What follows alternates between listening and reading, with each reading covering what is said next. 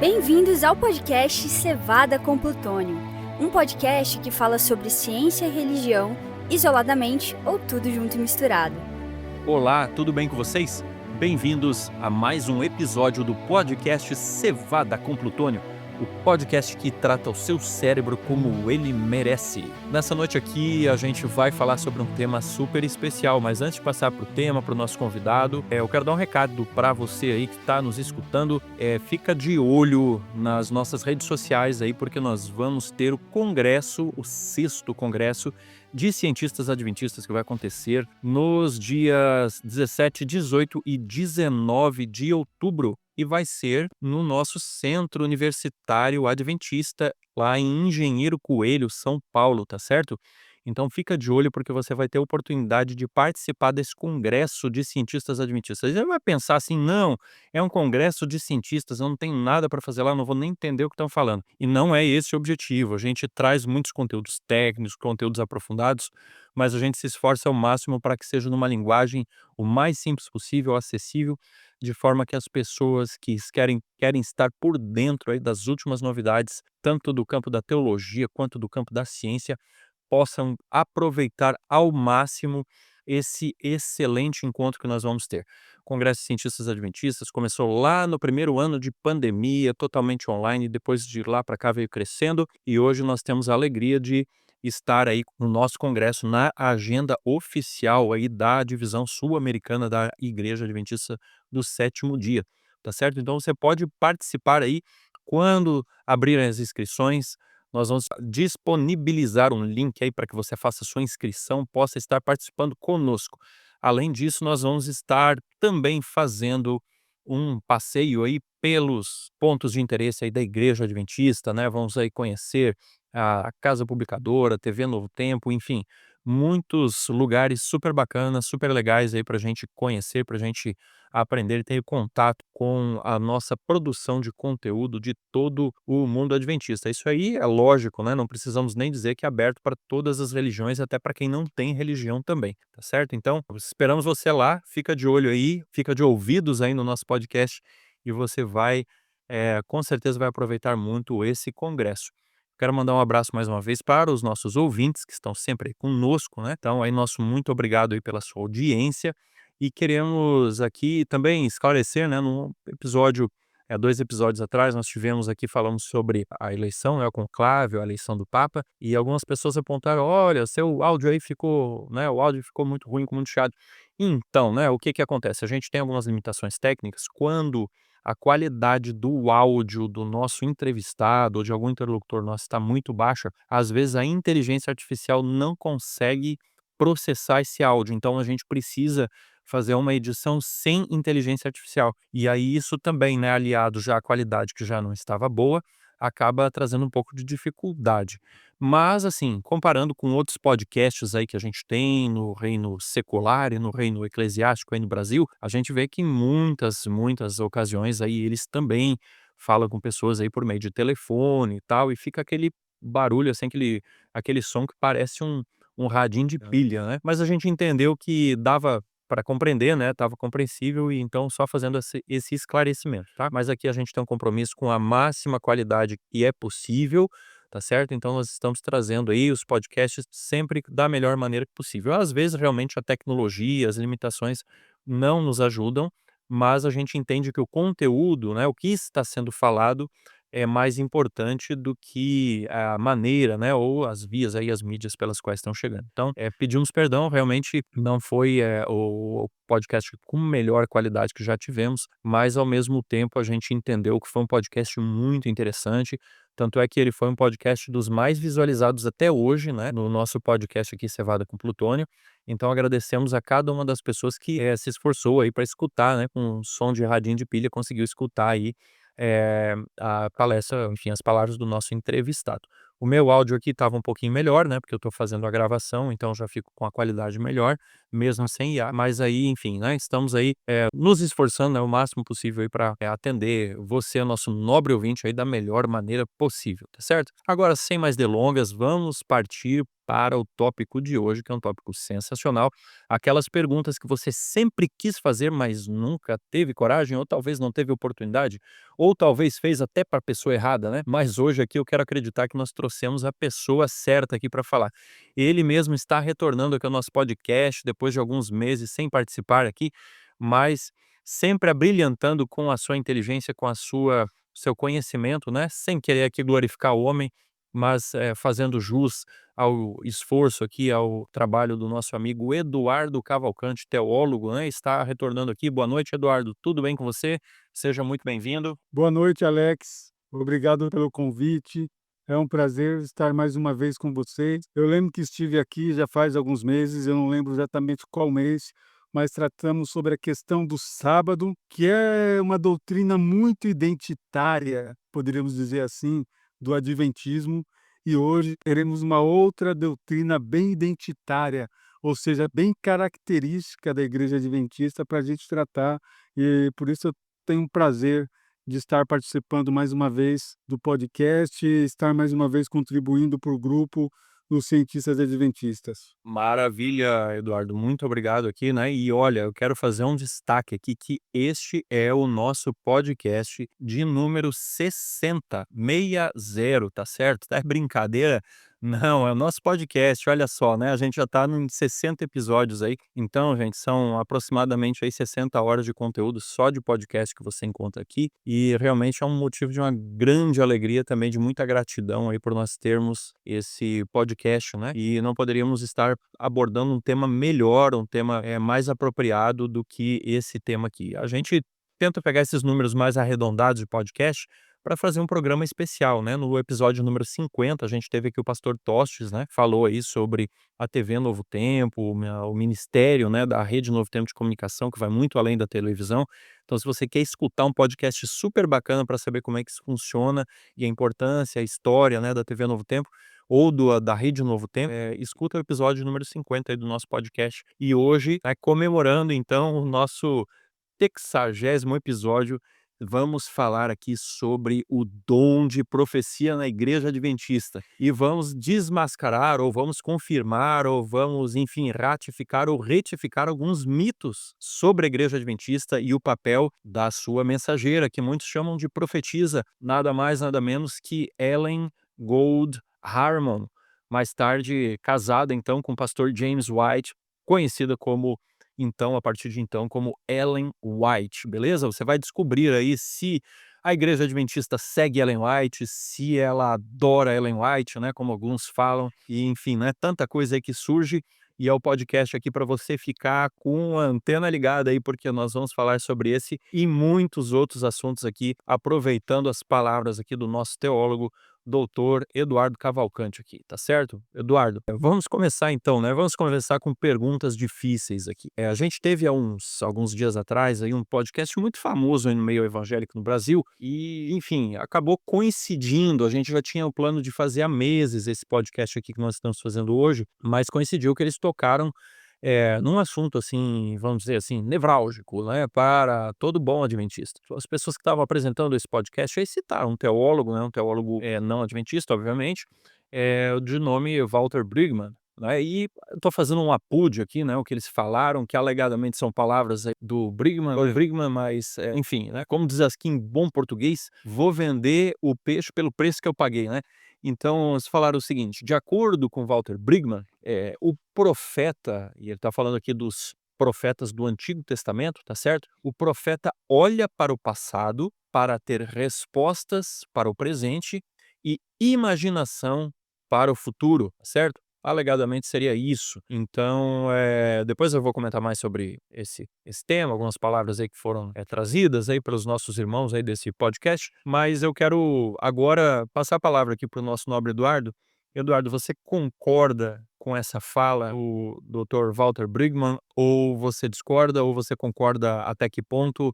Enfim, conversa um pouquinho conosco aí sobre esse pensamento. O profeta olha para o passado para ter respostas para o presente e imaginação para o futuro. Na verdade, eu não concordo, principalmente com a questão de que o profeta olha para o passado. Dificilmente a gente vai ver algo nos profetas ou alguma profecia que você está olhando para o passado para falar alguma coisa sobre o presente ou imaginando sobre o futuro, como ele fala aí.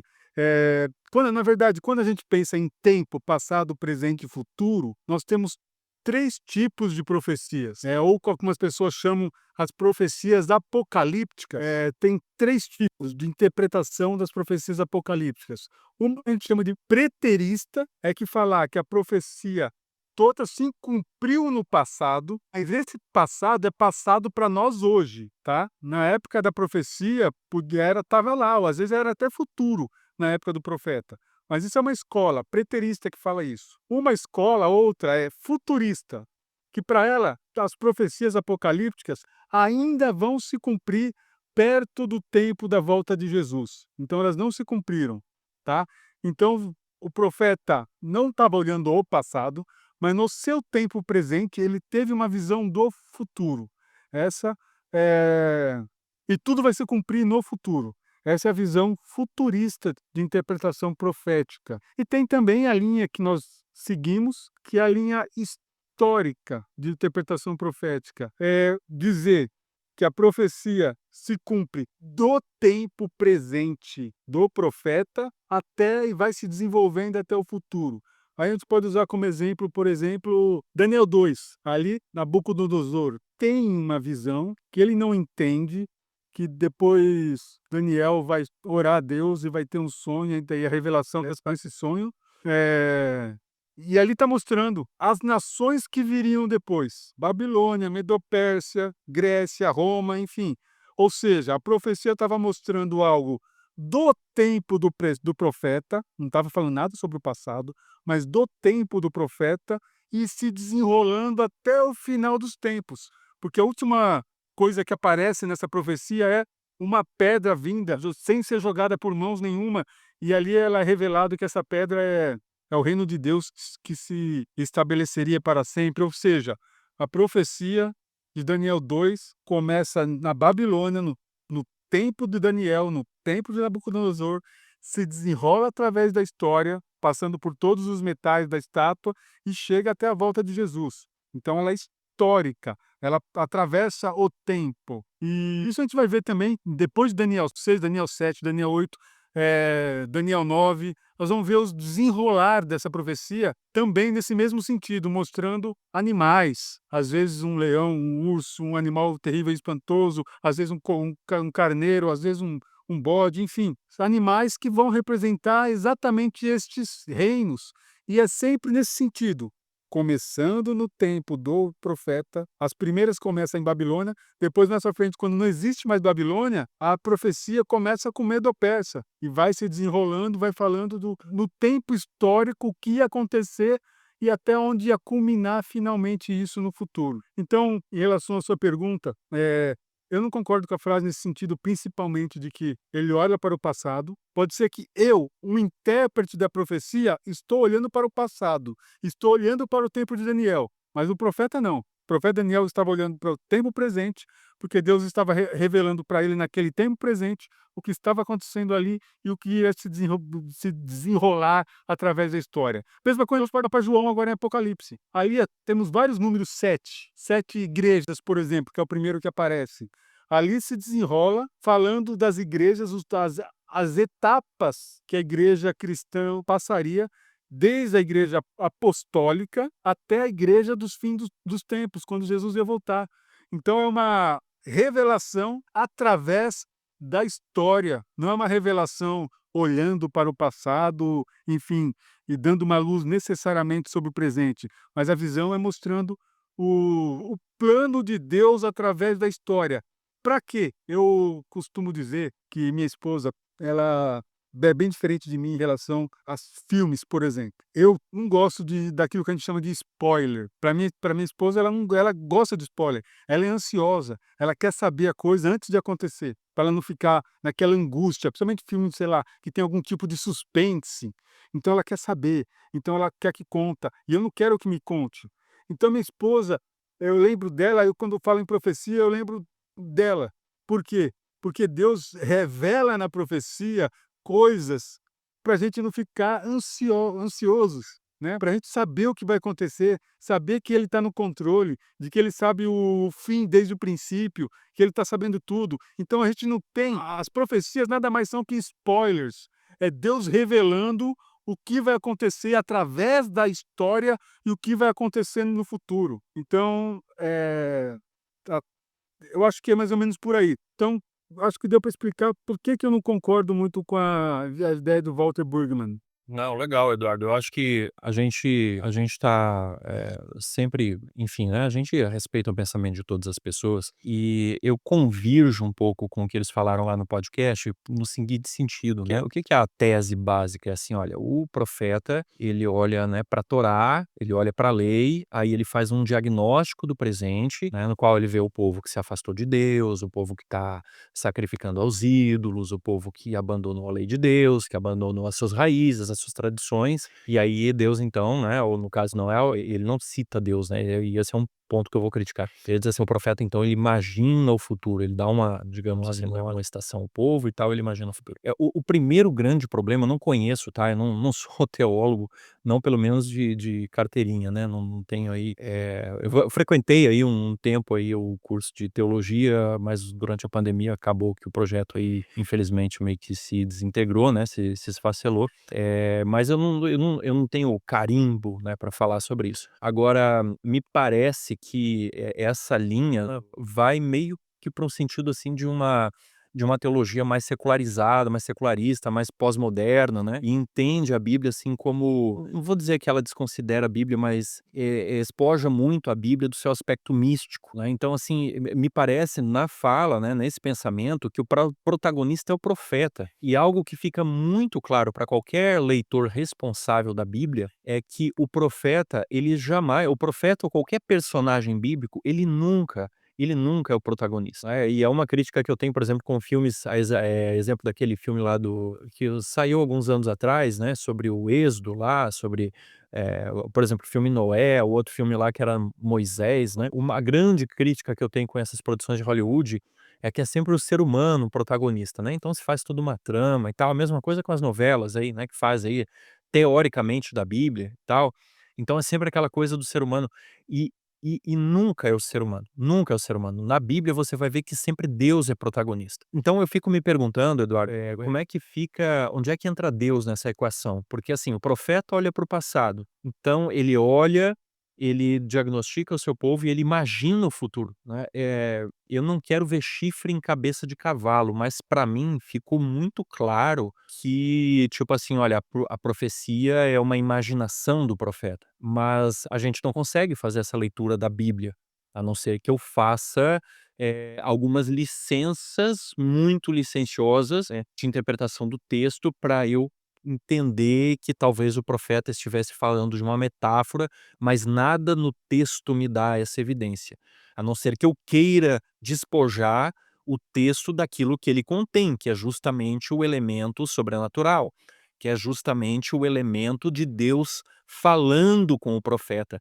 E sim, em uma mão, né, em um lado, o profeta olha para a Torá, ele conhece a Bíblia, ele era uma pessoa pia, mas por outro lado, Deus também se manifesta, tá, como no próprio Velho Testamento fala, Deus se manifesta em sonhos e visões, né, o profeta, logicamente, ele não é um vidente, ele não é um cartomante, né, ele não tem uma bola de cristal, não é isso, ele não está ali para entreter o povo, nem entreter a gente 2, 3 mil anos depois, certo? Mas o profeta sim, ele tem uma experiência sobrenatural, Deus chama esse profeta para dar uma mensagem, então não é simplesmente um exercício da vontade humana, embora o profeta, né, no seu ministério muitas vezes tenha sua discricionalidade também, em muitos momentos esse profeta ele é chamado inclusive contra a sua vontade, né, contra o seu desejo, vamos dizer assim, no caso de Moisés, né, e você pega pessoas ali que estavam simplesmente na sua vida diária e foram chamados. Caso de Eliseu, por exemplo, né, que é chamado aí por Elias, ninguém menos do que Elias. Caso de Amós, por exemplo, que estava ali arando, né, com seus bois, ele era boiadeiro, né, estava ali cuidando dos bois ou arando com os bois, e aí ele é chamado, e o caso, enfim, de Ezequiel e Isaías, e eles têm um encontro com o sobrenatural. Ezequiel, inclusive, tem uma das visões mais intrigantes da Bíblia, né, algumas das visões, que ele vê a complexidade das rodas logo no início do livro de Ezequiel, depois Ezequiel vê um vale de ossos secos, né, e tal, profecias assim realmente, e ali dificilmente alguém, com a leitura minimamente responsável da Bíblia vai dizer que aquilo é simplesmente um exercício de imaginação do profeta, que ele estava usando uma alegoria. E eu quero recapitular aqui uma fala de um palestrante aqui, de um convidado nosso do podcast, que é o professor Rodrigo Udo, lá da FAD Minas, certo? Ele gravou um podcast chamado Frágeis como Sansão. Frágeis como Sansão. Você procura aqui na lista de podcasts, escuta esse podcast, foi muito bom aqui. Até se estiver nos escutando aqui o professor Rodrigo Udo, sua família também, tá certo? Um abraço. E ele falou uma coisa que é muito interessante. Ele disse que a imaginação hebraica ela é muito pobre. As alegorias que nós encontramos na literatura hebraica, na Bíblia inclusive, elas são muito simplórias, são muito simplistas, porque o pensamento hebraico é um pensamento muito literalista.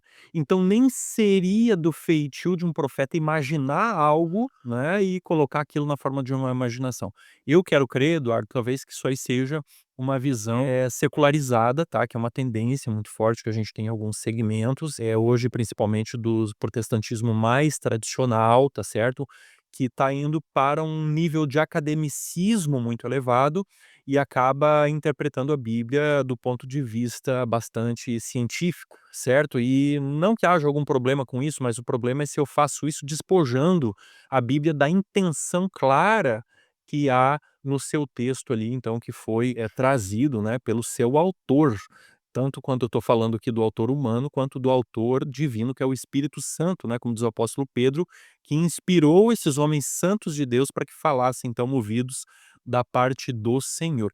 Eu não sei se você concorda comigo, Eduardo, se você tem alguma coisa aí a mais aí para tirar, e se você discordar de alguma coisa de mim aqui não tem problema algum, tá? Eu vou ficar feliz de aprender com Não, você aqui. eu concordo sim. Na verdade, eu preciso retomar algo que talvez eu devia ter falado antes, quando eu fiz a divisão das escolas de interpretação profética. Eu falei das escolas de interpretação profética, de um tipo de interpretação profética, de um tipo de profecia, que existem 2 tipos de profecia: a clássica e a apocalíptica. Eu citei a apocalíptica e falei sobre ela, tal. Mas talvez, estou ouvindo você falando agora, explicando, talvez esse autor ele estivesse em mente a profecia clássica, que essa profecia clássica realmente ela tem uma característica que é falar sobre o tempo presente e como isso pode repercutir no futuro. E talvez, olhando os exemplos do passado, mas não que Deus esteja fora, mas Deus atua, ele fala com o profeta e mostra como foi no passado, mostra como ele, por exemplo, lá no monte, em Deuteronômio, nos montes da maldição e das bênçãos, antes de construir o templo ali com Salomão, falando de maldições e bênçãos, enfim, Deus mostra como seria se ele seguisse por um caminho e como seria se ele seguisse por outro. Aí talvez o profeta, e aí ele não está atuando como profeta sempre. É isso que é uma coisa que a gente tem que pensar também. Nem sempre o profeta, quando ele abre a boca, ele está falando em nome de Deus. Às vezes ele pode estar falando em nome dele, do que ele pensa. Caso de Aí ele Natan. pode ter passado, vê as coisas que aconteceram no passado, faz uma análise do presente e imagina o futuro. Isso que ele está fazendo uma análise pastoral, um aconselhamento pastoral. Mas não é uma profecia necessariamente direta. Não foi que Deus, na noite anterior, falou com ele e falou: vai lá e fala isso para tal rei. Às vezes sim, às vezes não. Por exemplo, para não ficar confuso isso, Davi, quando falou que queria construir um templo, a Natan achou maravilhoso, né? Falou: pode construir. Mas ele não estava dizendo porque Deus falou: Natan, autoriza. Não, até tanto que ele foi dormir, teve uma visão, enfim. Deus falou: não, não é assim. Não é ele que vai construir. Ele tem muito sangue nas mãos.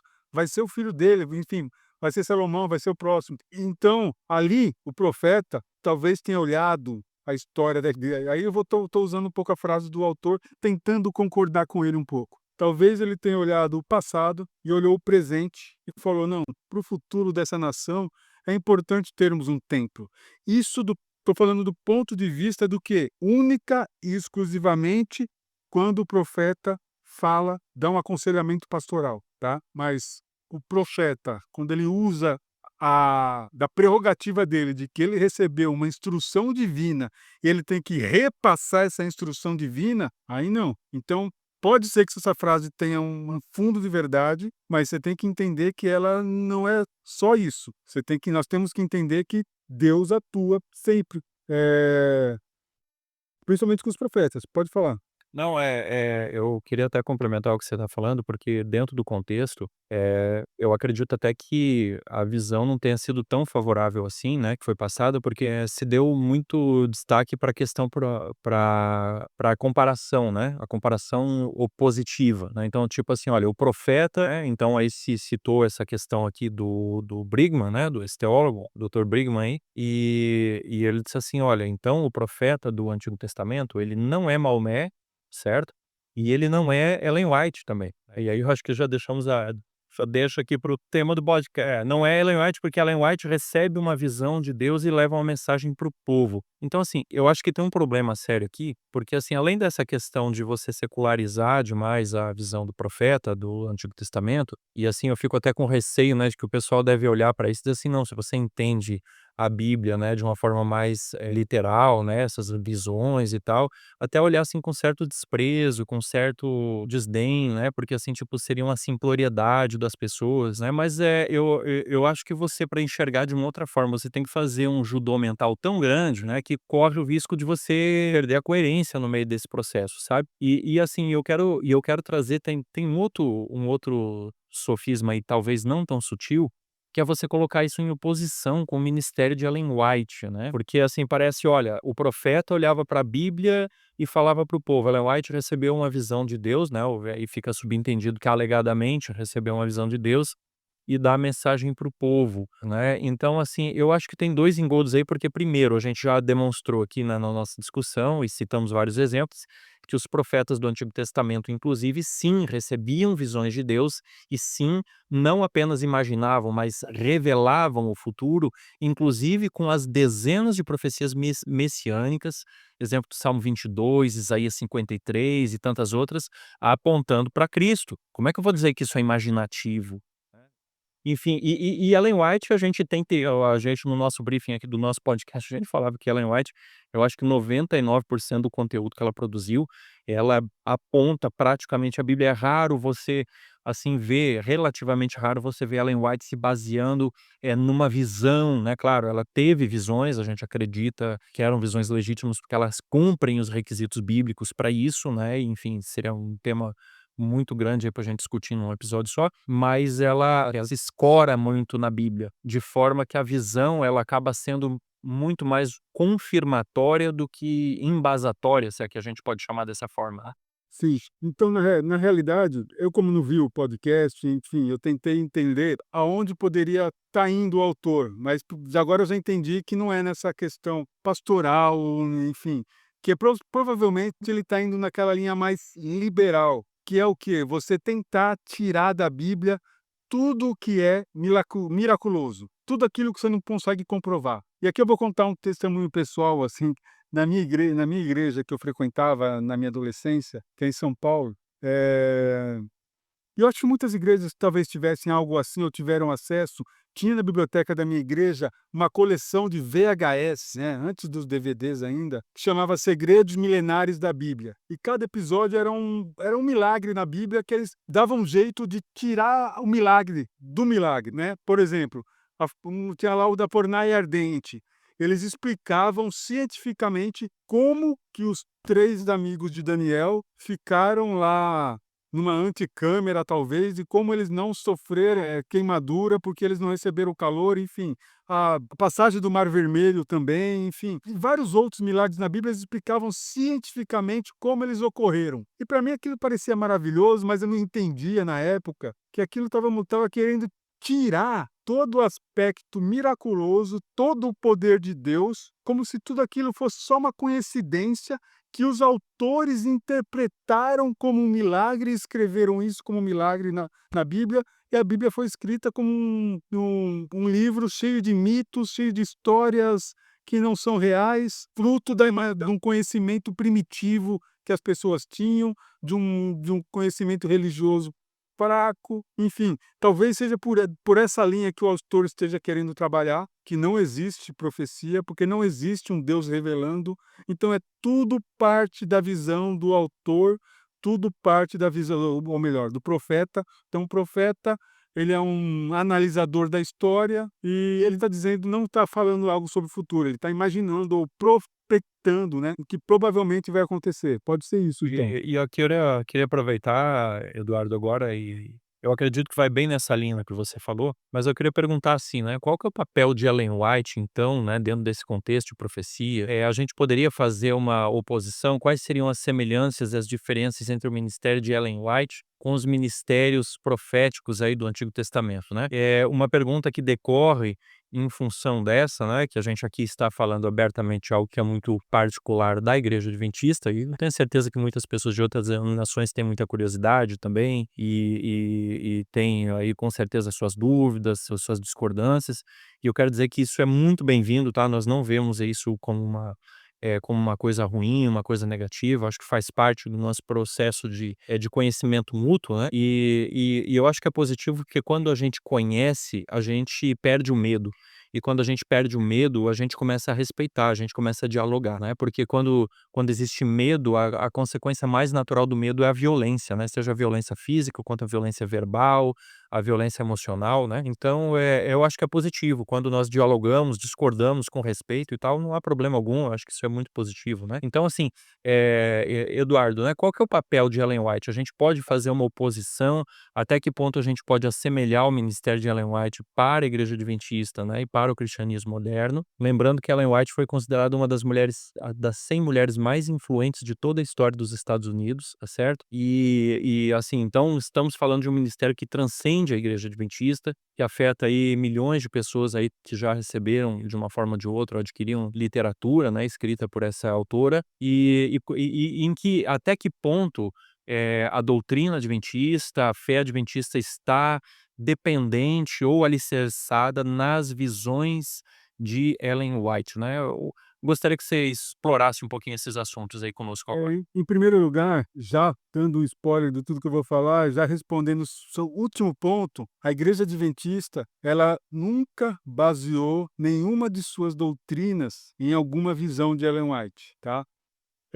E aqui eu posso citar 4 doutrinas que talvez sejam mais, identitárias nossas. Primeiro, a questão do sábado, ela não veio de Ellen White, tinha uma Raquel Oakes, que era uma batista do sétimo dia, que interpelou um pastor, na época não existia ainda a igreja adventista, tal, ainda era no tempo do movimento milerita que precede a igreja adventista. Ela interpelou ele dizendo: como você está falando sobre a gente guardar todos os mandamentos e você não guarda o sétimo?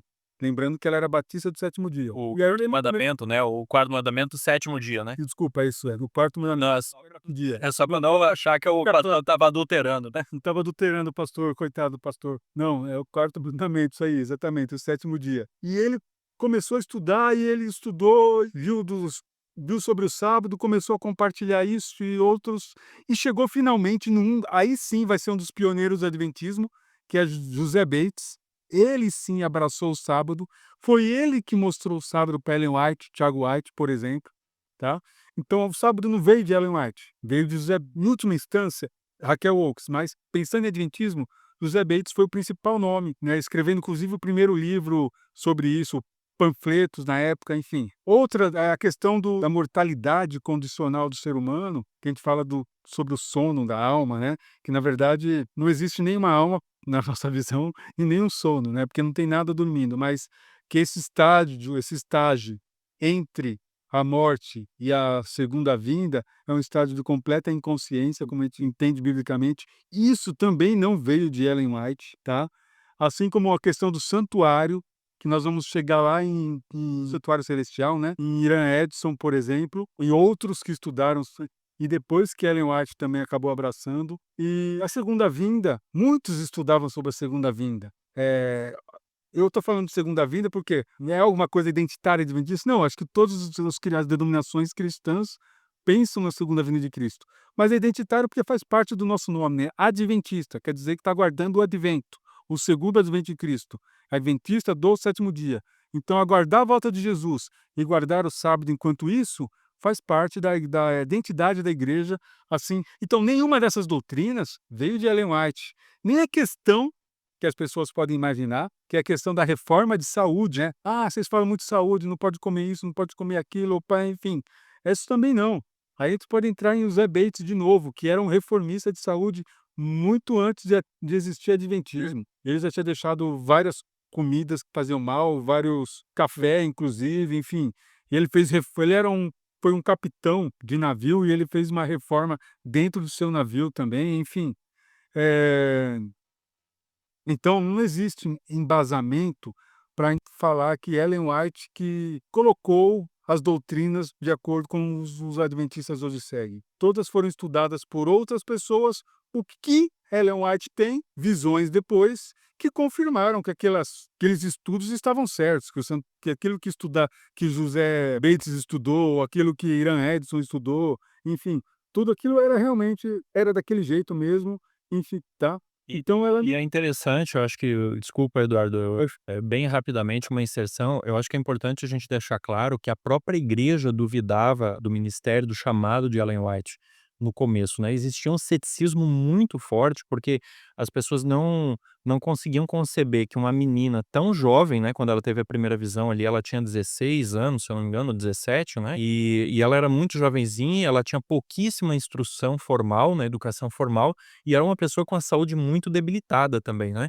Então, as pessoas tinham uma resistência, achavam que era algum tipo de fenômeno, psicológico, alguma coisa aí, de algum transtorno, alguma desordem mental. ou epilepsia. Alguma coisa assim, então tinha um ceticismo muito grande. Então, assim, aquela figura que algumas igrejas evangélicas pintam a respeito dos adventistas simplesmente não existe, né, que Ellen White era idolatrada, que foi meio que foi uma figura construída pela igreja.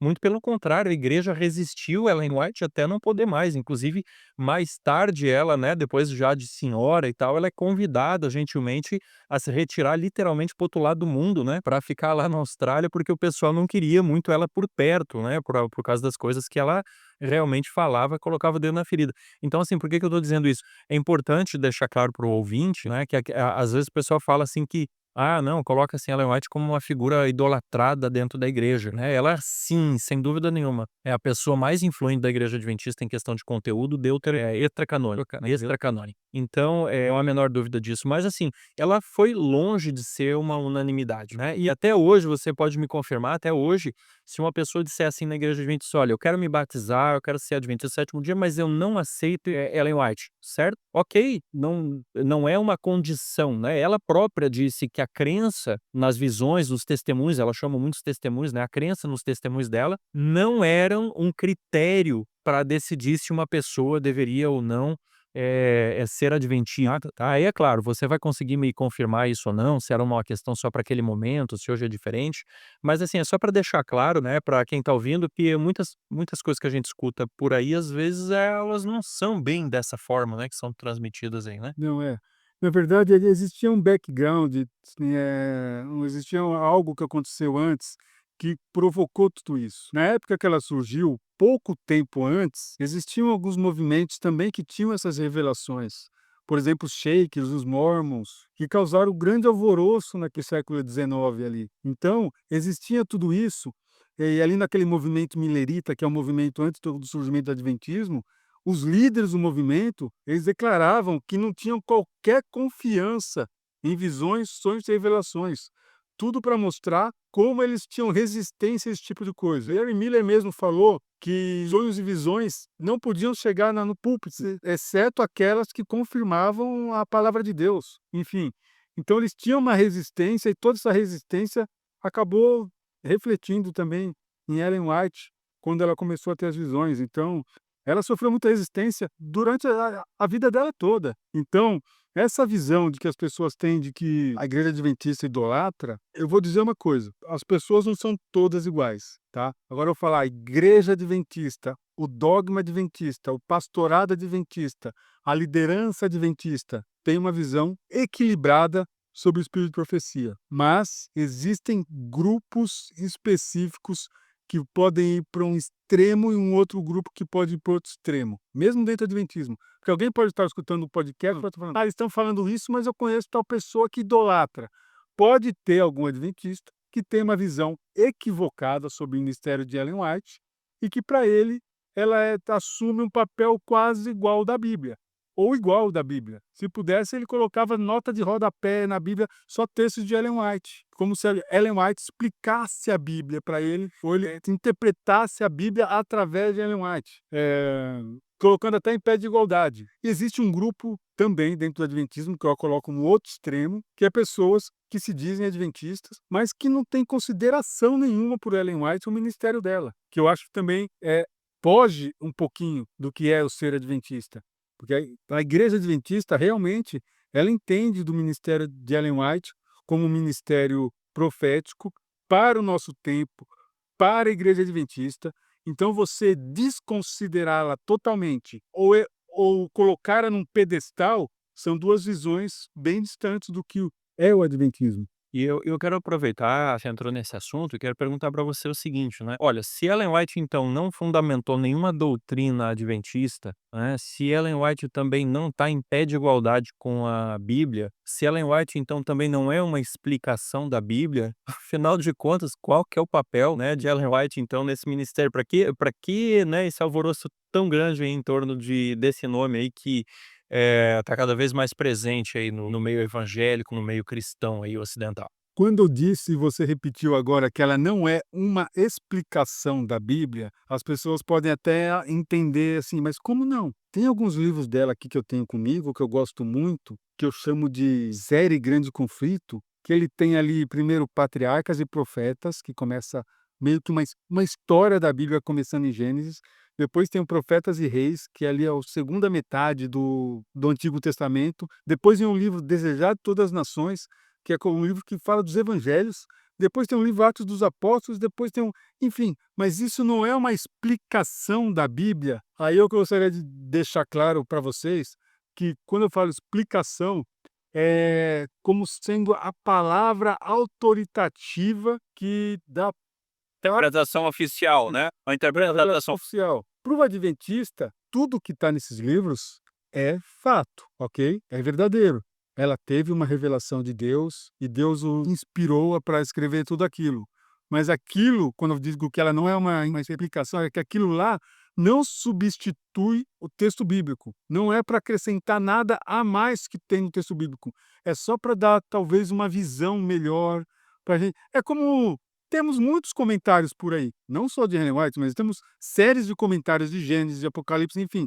É como se fosse um comentário também, mas não uma explicação autoritativa que deve se sobrepor à Bíblia, principalmente. ela própria designou, né, os escritos, é um texto muito famoso já, que é bastante repetido hoje em dia, diz assim que ela se considerava, as palavras dela, né, ela era uma luz menor que apontava para a luz maior, né? Então o ministério dela, ela dizia que ela própria, então, era uma luz menor que apontava para a luz maior, que era a Bíblia, né, no sentido de chamar a atenção do povo para algumas verdades da Bíblia que haviam sido esquecidas, né.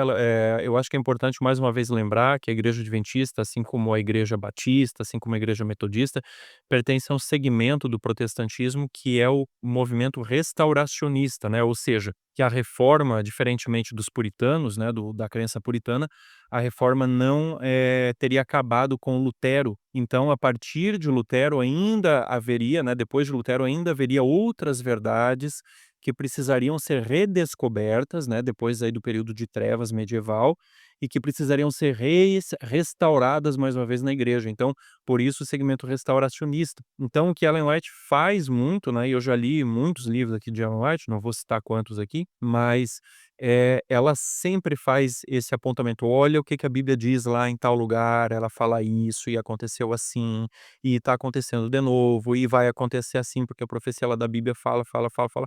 E é justamente isso, né? Ela chama muito a atenção do povo para aquilo que está na Bíblia. É claro que ela vai fazer isso dentro do método protestante, né? Do sola escritura, de fazer isso dentro da perspectiva histórica que você colocou muito bem. Ela não é um método alegórico, nem um método preterista futurista também, né? Enfim, é um característico, mas ela ela retorna muito, né, à questão da Bíblia. E o relatório Veltman, né, que foi um relatório aí, que é um outro tema aí para a gente discutir um outro dia, não quero entrar nele, mas o Dr. Veltman foi contratado, ele era um advogado católico, ele foi contratado para analisar as acusações de plágio, né, dos textos de Ellen White e tal. E aí, enfim, no fim, ele faz esse reporte de que realmente não é o tema do podcast hoje, mas ele fala que ela não poderia ser acusada de plágio, né, de acordo com a legislação vigente na época que ele escreveu os livros, e que ela faz um testemunho muito eloquente e exalta muito a pessoa de Jesus Cristo em toda a sua obra, né. Isso foi uma conclusão de um advogado católico que foi contratado, vamos chamar assim, como uma auditoria independente para emitir um parecer sobre os escritos de Ellen White. Eu acho que isso é muito significativo, né, porque senão acaba se correndo o risco de comparar Ellen White como, algum tipo de guru espiritual, alguém que sai determinando visões de acordo com a cabeça dela, e você vê, assim, que Ellen White nunca se usa como autoridade, tá. Se ela fez isso alguma vez em algum livro que eu não li, e olha que falta poucos aí para eu terminar de ler os muitos dela, né. Então, assim, é sempre com a autoridade da escritura, ela nunca usa a autoridade dela, ela usa sempre a autoridade da escritura para afirmar qualquer coisa. Ela sempre dá a referência, né, a gente que é da parte acadêmica sabe muito bem o que que é isso. Ela sempre coloca a referência, um texto da Bíblia, né, um profeta, um evangelista, enfim, né, alguém aí para estar, dando esse respaldo para o que ela está dizendo, né. Na verdade, ela isso é bom deixar isso bem claro, que os escritos de Ellen White, eles não estão no mesmo nível de autoridade da Bíblia, só enfatizando. Mas mesmo que a inspiração deles qualitativamente seja a mesma. Porque como assim qualitativamente? Porque ou você é inspirado ou você não é. Não existe: "Ah, sou mais ou menos", é igual não existe gravidez, ela é mais ou menos, tá mais ou menos grávida, ou tá grávida, outra não tá. Então, ou Ellen White foi inspirada ou não foi. Então, como inspiração, ela foi inspirada como outros foram, alguns autores bíblicos, mas ela não tem a autoridade canônica que esses autores têm. Depois do fechamento do cânon, nenhuma manifestação do profético, ainda que tenha se originado de uma revelação genuína, enfim, como a gente acredita, nós adventistas em relação a Ellen White, ela ainda não nos deve servir como regra de fé e prática, e muito mesmo como nova doutrina, ou um acréscimo ao cânon, ou uma explicação que saia do que a gente entende. A hermenêutica, a exegese do texto bíblico, tem que ser feita com base nas regras de exegese. Não é eu: "Ah, não vou fazer exegese, não vou usar minhas regras de interpretação. Eu vou lá ver no texto de Ellen White o que que ela está dizendo e pronto". Não é isso, não é para isso que os livros de Ellen White foram feitos. Você tem que fazer a sua interpretação do texto, a sua exegese, desculpa a constante o gaguejo, você tem que fazer isso sempre, tá, porque o texto dela nunca foi feito para trazer uma nova doutrina ou um acréscimo ao cânon. Realmente a palavra exegese é desafiador. Uma peça, ela me atropela. É desafiador. Tem vezes aqui que penso que principalmente quando tô com a mente muito cansada, eu vou falar uma palavra, às vezes engasgo, no fim eu tenho que substituir por um sinônimo, né. É igual a palavra cânon. Sim. Porque é fácil, cânon depois que vocês ouvem muito, mas quando eu entrei no teológico antes, ou até antes do teológico, existia uma marca de tênis, ou de sapato, de camurça, que escreve do mesmo jeito, e eu sempre li como Canon. Isso lá na década de 90, 80, enfim. Então, quando eu comecei a fazer teológico, eu tinha que ler alguma coisa, eu falava Canon, Canon, e as pessoas: "Não, não é Canon, é Canon, Canon". Enfim, tem algumas palavras que às vezes pega a gente. E Canon agora, de vez em quando, eu me pego não falando Canon e falando Canon às vezes ainda, mas é cânon bíblico. É o cânon bíblico, cânon sagrado, né. Então, E eu acho importante, né, a gente deixar claro, que não é eu acho não é muito apropriado você fazer uma comparação, uma justaposição de profetas, seja do Novo, seja do Velho Testamento, e comparar com Ellen White e tal, né. E assim, querendo ou não, as pessoas lá colocaram Ellen White no mesmo nível que Maomé, tá, com todo o respeito aos nossos amigos aí muçulmanos, tá, nós não temos, nada contra eles e tal, mas começa que Maomé, o islamismo não é uma religião cristã, né, então assim, eu acho que é uma comparação um pouco imprópria, né, e houve aí uma certa sutileza, não tão sutil, né, de tentar fazer uma falsa contraposição, né, uma comparação diferenciativa entre Ellen White e os profetas do Antigo Testamento. Primeiro grande problema é como se a Igreja Adventista tivesse tentando colocar Ellen White em pé de igualdade com os profetas, seja do Novo, seja do Antigo Testamento. Não está, nunca esteve, nunca esteve. Como você colocou muito bem, acho que você foi muito feliz aí na sua colocação, Eduardo, o espírito é o mesmo. Ellen White teve revelações de Deus de 2 formas, sonhos e visões, que são justamente as formas que Deus autoriza lá na Bíblia, né, a Bíblia fala claramente: "Se eu for falar com alguém, eu vou me manifestar em sonhos e visões", e é isso, né, então não foi por meio de tarô, não foi por meio de búzios, não foi por meio de bola de cristal, enfim, tema com outro podcast esse, né, mas sim, a origem é a mesma, o espírito, nós cremos fielmente que é o mesmo, principalmente pelo testemunho de vida de Ellen White, né, e mais ainda até pela convergência do que ela disse com aquilo que está nas escrituras sagradas, e aí talvez você possa até discordar, você que está nos escutando, né, mas eu desafio você, coloca aqui no comentário, qual foi o texto de Ellen White, de repente, que você tem conhecimento que contrariou algum, claro, ensino bíblico, alguma doutrina, alguma coisa assim, e eu não estou fazendo isso no tom de provocação, de afronta, não é isso. Você pode colocar aí, a gente vai responder com carinho, tá bom? Pode colocar aí. Mas assim, a convergência, então uma série de questões nós cremos sim que ela é a inspiração de Ellen White é uma inspiração legítima. O quanto ela sofreu por causa disso, o quanto ela não queria esse dom, né, mas ela não ousou também, assim como o Hazel Foss e o William Foy, né, ela não ousou recusar o dom profético, né, que esses 2 aí foram, chamados para esse ministério que Ellen White foi chamada antes dela e recusaram, né, e ela não recusou, apesar de não querer isso, né, apesar disso ter sido um fardo na vida dela, as décadas todas até que a morte aliviasse desse fardo, né. Então, então assim, por todas essas razões,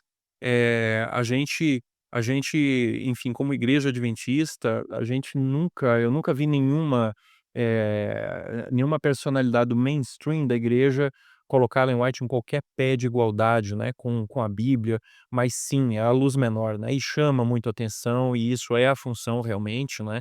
Então, por isso que eu acho, Eduardo, essa contraposição eu acho inapropriada, eu acho que houve também num segundo nível aí um certo equívoco, eu gostei muito que você trouxe aí, você deu nome aos bois, né, você trouxe uma teologia mais liberal, que enxerga esses fenômenos da Bíblia todos aí como assim, ou alegóricos, né, ou assim, é uma forma mais literária, né, então tem isso também. Tem a questão, né, de que a gente não pode ignorar que o profeta do Antigo Testamento, apesar de ele sim fazer uma leitura da Torá e fazer essa leitura do cenário, ele também recebia frequentemente visões apocalípticas inclusive, né, haja vista aí a frequente menção ao dia do Senhor, que está se referindo não mais agora a primeira vinda de Cristo, mas a segunda. Então nós temos lá no Velho Testamento, apontamentos para um evento que ainda está no nosso futuro até hoje, né, que é o dia do Senhor, que já falamos sobre isso no podcast, inclusive aqui com a presença do Eduardo Cavalcante, que está aqui conosco hoje, né, mais o Felipe Lemos também, um abraço se o Felipe estiver nos escutando, né. Então enfim, temos todas essas características e temos o grande fato de que Ellen White apontou muito para a Bíblia, né, não foi uma pessoa aí que alegou aí que teve uma visão do sobrenatural e saiu, enfim, despachando sentenças aí, de acordo com basicamente com aquilo que algum ser, revelou aí no mundo espiritual para ela, tá certo? Eu acho que isso é um argumento do espantalho, tá, com perdão da expressão aqui, eu quero deixar claro com todas as letras, tá, Eduardo? Assim, para mim eu vejo uma sutileza não tão sutil aí de deixar claro um argumento do espantalho. O efeito espantalho, assim, é você desafeiçoar algo que nós ensinamos, transmutando isso para algo que nós não ensinamos e, assim, pintando uma realidade que ela não se encaixa realmente naquilo que nós temos aí visto nos últimos 160 anos aí do movimento organizado da Igreja Adventista. Verdade. Eu separei alguns pontos aqui que eu acho que ajudariam a deixar mais claros para as pessoas qual é a visão adventista, principalmente do relacionamento entre a Bíblia e os escritos de Ellen White. Eu queria passar com vocês rapidinho agora. O primeiro é o compromisso com as escrituras como única regra de fé e prática, reconhecendo que a própria Bíblia cita o dom profético entre os dons de profecia. Também a confiança de que Deus abençoou a igreja remanescente, ou a igreja adventista, para o tempo do fim com o dom de profecia manifestado na vida e no ministério dos escritos de Ellen White. Também que os escritos de Ellen White têm autoridade hoje, como tiveram no tempo de formação da igreja adventista. Isso para os adventistas, tá? Ela não tem autoridade para outras denominações. Ao interpretar os escritos de Ellen White, deve sempre buscar o significado natural, o seu contexto histórico, o seu contexto literário. Os escritos de Ellen White também contribuem para a estabilidade da igreja. Eles contribuíram no passado e ainda contribuem hoje. Os princípios expressos dos escritos de Ellen White com relação ao estilo de vida cristã, que eu falei para vocês um pouquinho há pouco tempo atrás, ainda são relevantes em relação à reforma de saúde. Não foram originados por ela, mas ainda são relevantes. Há necessidade de que a igreja continue buscando orientação principalmente na Bíblia, mas os escritos de Ellen White pode ser um apoio também. Assim como a missão da igreja e todos os seus métodos também devem ser inspirados e baseados e orientados pela Bíblia, mas os escritos de Ellen White também pode dar um apoio nesse sentido. E também o nosso compromisso em ler, comunhão, nosso devocional diário tem que ser com a palavra de Deus, mas às vezes os escritos de Ellen White podem nos ajudar nisso também, né? Principalmente quando a gente lê um texto, um capítulo da Bíblia, e ela tem um capítulo da Bíblia que contam a história também, é sempre muito valioso para nós, adventistas, lermos esses dois textos. E a gente tem que ter um compromisso incondicional com a Bíblia, com a palavra inspirada de Deus e com os parâmetros teológicos e as práticas teológicas que, de acordo com a hermenêutica, como a gente conhece. Eduardo, a gente tá, enfim, acabando o nosso tempo agora, né? Realmente é um tema, assim, que a gente abriu tanta coisa aqui que é uma pena que a gente tenha que encerrar, porque a vontade era continuar discutindo, esses temas, né. Apesar do nosso cansaço aqui, que a gente já está gravando esse episódio, já está tarde da noite, mas é um assunto muito empolgante, se pudéssemos ficaríamos aqui muito tempo discutindo sobre isso, tá certo? Eu espero que para você que nos escutou nessa hora de podcast, tenha ficado mais claro, né, qual é a posição, então, do ministério de Ellen White dentro da igreja adventista.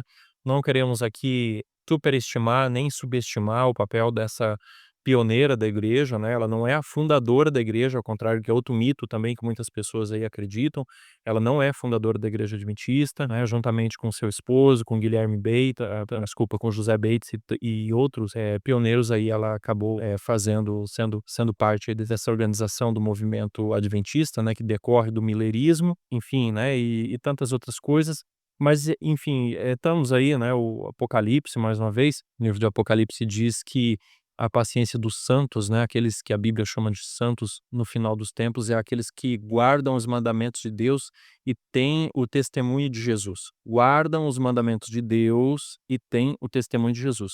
E o testemunho de Jesus, de acordo com Apocalipse 19:10, então, é o espírito da profecia, certo? Então, o dom de profecia, de acordo com o livro do Apocalipse, deveria se mostrar mais uma vez na igreja nos últimos tempos. Os adventistas são exclusivistas? Isso é tema para um outro podcast, tá? Se você ficou com coceira no ouvido e quer saber sobre esse tema, continua nos acompanhando aqui no Cevada com Plutônio, que uma hora dessas aí a gente convida alguém, talvez até o nosso próprio doutor Eduardo, para estar aqui conversando conosco sobre esse tema também, que é super empolgante, mas muitos mitos aí em torno de um suposto exclusivismo da igreja adventista. Um dia a gente marca um podcast só para falar sobre isso, que vai ser muito legal.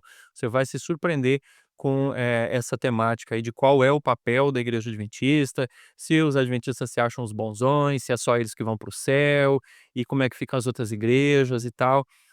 Continua conosco acompanhando, que mais cedo ou mais tarde você vai acabar descobrindo sobre esse tema também aí nos bits e bytes aqui do nosso podcast Cevada com Plutônio. Eduardo, últimas palavras aqui então para a gente se despedir, e já agradeço você aí também, né, pela sua participação, e vamos então caminhar para o nosso encerramento. Gostaria de agradecer a participação aqui e deixar claro, então, alguns pontos. Primeiro, que a Bíblia é a nossa única regra de fé e prática. Ellen White e os escritos delas são valiosos, são gostosos de ler. Acho que as pessoas que têm preconceito, achando que que ela é a Virgem Maria do Adventismo, deveriam ler um pouco mais e sentir como isso faz bem. Por que os adventistas gostam tanto de ler? Ele não é um livro, os escritos dela não substituem de forma nenhuma a Bíblia. A Bíblia é o nosso devocional diário, aquele primeiro livro que a gente lê, é o primeiro livro que a gente estuda, é o livro que a gente interpreta, é o livro que a gente ama. Mas os escritos de Ellen White tem algo especial também que a gente gosta, enfim. E eu gostaria de deixar um alerta, talvez, para aqueles que agora, falando mais especificamente para os adventistas, você não estar nem em um extremo nem no outro, né? Nem considerar os escritos dela no mesmo nível canônico das Escrituras, e nem considerá-los como uma literatura cristã comum, sem nenhum tipo de inspiração. Então, para você que é adventista, leia, o considere como algo que Deus mandou para você, que é algo valioso para o tempo do fim, que é algo que vai fazer uma diferença na sua vida também. Mas lembrando que a Bíblia é a nossa única regra de fé e prática, nosso principal livro de estudo. Muito legal, Eduardo. Eu estenderia o teu convite que você fez com os adventistas, né, que não considerem Ellen White como uma leitura cristã comum, não inspirada. Eu estenderia essa admoestação para os nossos irmãos aí que fazem isso com a Bíblia. Esquecem, às vezes, né, se não explicitamente, implicitamente, parece deixar claro que consideram a Bíblia como uma literatura aí cultural, né, um produto de uma cultura, de uma época, e apenas isso, né? Esquecem aí de tudo que a Bíblia diz a respeito de si mesma, que fundamentou a Reforma Protestante, né? E a reforma essa que está em xeque, né, mais uma vez aí por causa do revisionismo histórico, que tenta apagar algumas coisas do passado aí, a fim de reinterpretar as coisas do presente, na tentativa fútil e em vão de construir um futuro melhor, né? Porque nenhum futuro melhor se constrói em cima daquilo que não é a mais absoluta e pura verdade. É com essa verdade aqui que a gente procura ter o nosso compromisso. Não temos a pretensão de já haver alcançado, mas como diz o apóstolo Paulo, sigamos para o alvo, né, da soberana vocação. Então é isso, Eduardo, mais uma vez, muito obrigado, tá? Muito obrigado você também aí que nos acompanhou neste podcast aí na sua casa, dirigindo, na academia, na corrida, enfim, onde quer que você esteja, que Deus possa estar abençoando você aqui. A gente ora para que você seja ricamente recompensado aqui por se dedicar, por se interessar em aprender mais, em aprofundar os seus conhecimentos aí sobre a temática mais importante para a nossa vida, que é a salvação através das páginas da Escritura Sagrada, né? Através de Cristo, mas dada a nós aí conhecimento por meio da Escritura Sagrada, que é a revelação de Jesus Cristo. Então é isso, tá certo? Mais uma vez, obrigado aí a todos, e a gente se encontra sempre às quintas-feiras no podcast Cevada com Plutônio. Até lá, tchau, tchau, um grande abraço para você. Você já nos segue nas redes sociais? Não? Então siga-nos agora mesmo no Spotify e inscreva-se no nosso canal no YouTube. Assim, você não perde nenhum episódio do nosso podcast, que vai ao ar toda quinta-feira, às 5 horas da tarde. E se você é adventista, aluno ou titulado com mestrado ou doutorado em qualquer área do conhecimento, faça parte do movimento Cientistas Adventistas. Mande um e-mail para cientistasadventistas@gmail.com. Será um prazer ter você conosco. Aviso! O Movimento de Cientistas Adventistas é um ministério de apoio que não possui vínculo jurídico ou administrativo com a organização da Igreja Adventista do Sétimo Dia. O podcast Cevada com Plutônio não fala em nome da Igreja Adventista do Sétimo Dia, suas instituições, ministérios oficiais, obreiros ou colaboradores. Se você gostou deste episódio, assine gratuitamente nosso podcast no Spotify, Amazon, Apple e se inscreva no nosso canal no YouTube. É só procurar por podcast Cevada com Plutônio nos streams de áudio ou Cientistas Adventistas no YouTube, Instagram, Facebook e X. E compartilhe com seus amigos. Assim você nos ajuda a chegar a cada vez mais pessoas.